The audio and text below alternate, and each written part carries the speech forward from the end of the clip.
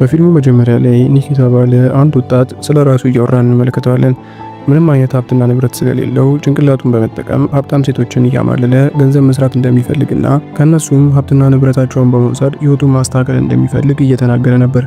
አመሻሽ ላይ ይህንን እቅዱን ለማስፈጸም ወደ አንድ ክለብ ሄድና አንዲት ሳማንታ የምትባል ሀብታም ሴት ያገኛል። ከዛም በኋላ ሄዶ ሊያወራት ይሞክራል። ነገር ግን በዚህ ሰዓት ሳማንታ በዚህ ልጅ ውበት ብትማረክም ነገር ግን ኮራና ቀብረር ለማለት እየሞከረች ነበር። በመጨረሻም ኒክ ይሳካለትና ቺን ሀብታም ሴት በፍቅሩ ጠብ አድርጎ እዛው መንገድ ላይ ይስማታል። ከዛ በኋላ ወደ ቤታቸው ሄዱና አብረው ያንን ምሽት አንድ ላይ ያሳልፋሉ። በነጋታው ሳማንታ ስትነሳ ኒክ ደግሞ ተኝቶ ነበር። ከዛ በኋላ እሱን ላለመቀስቀስ ብላ ትታ ወደ ስራ ትሄዳለች። ከዛ በኋላ እሷ እንደሄደች ኒክ ወዲያው ይነሳና ቤት ውስጥ ባገኘው ነገር ምግብ ለመስራትና ሳማንታን ፍቅር ለማስያዝ ይሞክራል። ከዛ በኋላም ሳማንታ ማታ ላይ ከስራ ተመልሳ ስትመጣ ኒክ ባደረገው ነገር በጣም ትደነቅና ድጋሚ ያንን ምሽት አንድ ላይ እዛው ቤት ውስጥ ያሳልፋሉ። በነጋታው ሳማንታ ለኒክ ኒውዮርክ ውስጥ ስብሰባ እንዳለባትና እዛ ስብሰባ ላይ መገኘት ስለምትፈልግ አብራው ከሱ ጋር እንዴት ትጠይቋለች። ነገር ግን ኒክ ይህ ነገር ስላልተመቸው የሆነ ሰበብ ፈጥሮ አብራው እንዳትሄድና ብቻዋን እንድትሄድ ካደረጋት በኋላ እሷ ቤት ውስጥ ፓርቲ ያዘጋጅና ጓደኞቹን ይጠራቸዋል። በዚህ ሰዓት ከአንዱ ጓደኛው ጋር እያወሩ ባለበት ሰዓት ላይ በድጋሚ የሆነም ሀብታም ያልሆነች ነገር ግን በመልኳ ከሳማንታ ትንሽ ያለ የምትል አንድ ሴት በማግኘት አሁንም እሷን በድጋሚ ያወራትና በሳማንታ ቤት ውስጥ ፍቅር ይሰራሉ።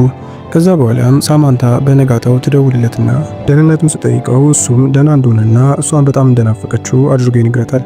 ከዛ በኋላም ሳማንታ ይህን ነገር ሲነግራት በጣም ደስ ስላላት እሱን ሰርፕራይዝ ለማድረግ በማሰብ ከምትመጣበት አንድ ቀን ቀደም ብላ ወደ ቤቷ ትመለሳለች።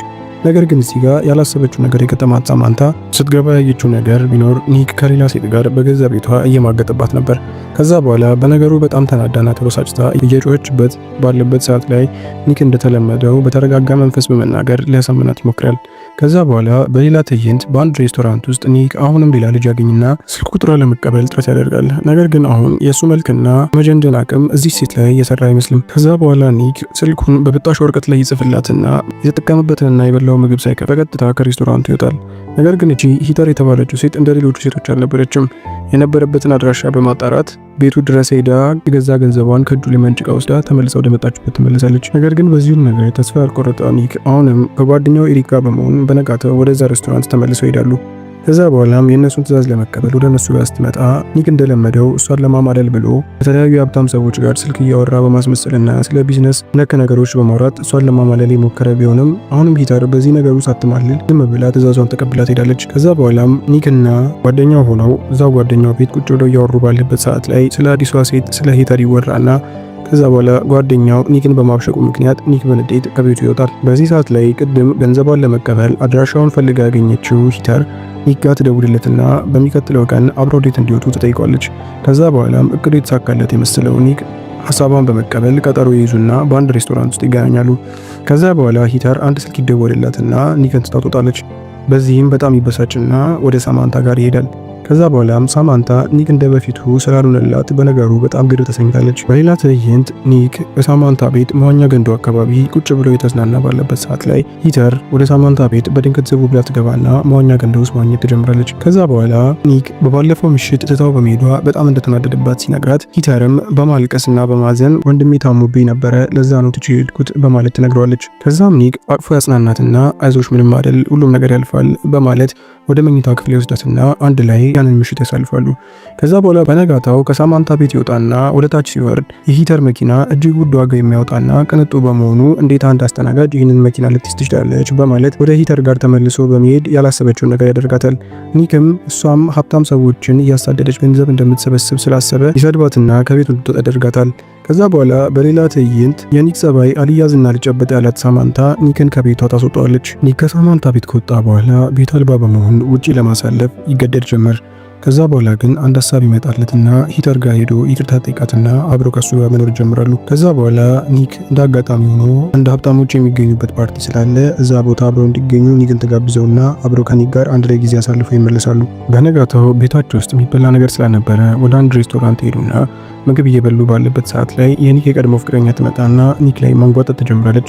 ከዛ በኋላ ነገሩን በዝምታ ያሳልፉትና ኒክና ሂተር ወደ ቤት ከተመለሱ በኋላ ሂተር አንድ ስልክ ይደወልላታል። ከዛ በኋላም አንድ ሀብታም ሰውዬ ስላለ ከሱ ጋር ስራዋን ሰርታ ለመጨረስ ብላ ከሱ ተለይታ መሄድ ትጀምራለች። ከዛ በኋላ ግን ኒክ በዚህ ነገር ቅናት ይሰማውና በመስኮት በኩል ቆሞ ይመለከታታል። ጊዜያት በኋላ ኒክና ሂተር በጣም እየተዋደዱ ይመጣሉ። ነገር ግን ሂተር የሆነ ጊዜ ላይ ለኒክ ገንዘብ እንጂ ፍቅር አይመግበንም በማለት ትነግሯለች። ከዛ በኋላም ኒክ ከውጪ ተመልሶ ሲወጣ የሂተርን አንድ ደብዳቤ ይመለከታል። ደብዳቤው ላይም አንድ ሀብታም ሰውዬ እንዳገባችና ከሱ ጋር ኒውዮርክ እንደምትኖር ነበር የነገረችው። ከዛ በኋላም ኒክ የሂተር ጓደኛ ጋር በመሄድ እንዴት አድርጎ ሂተርን ማግኘት እንዳለበት ሲጠይቃት የጋብቻ ጥያቄ እንዲያቀርብና ሊጠይቃት ትነግሯለች። ከዛ በኋላም ኒክ ወደ ኒውዮርክ ሄዶ ሂተር ቤት በመድረስ የጋብቻ ጥያቄውን ለማቅረብ ሲሞክር እሷ ግን አንድ ሀብታም ሰውዬ ጋር ተጋብታ የኖረች ነበር። ከዛ በኋላም ያ ሰውዬ ኒክ የፒዛ አድራሽ ስለመሰለው ቲፕ ይሰጠዋል። በዚህ ጊዜ ኒክ በጣም ያዝንና ከቤታቸው ይወጣል።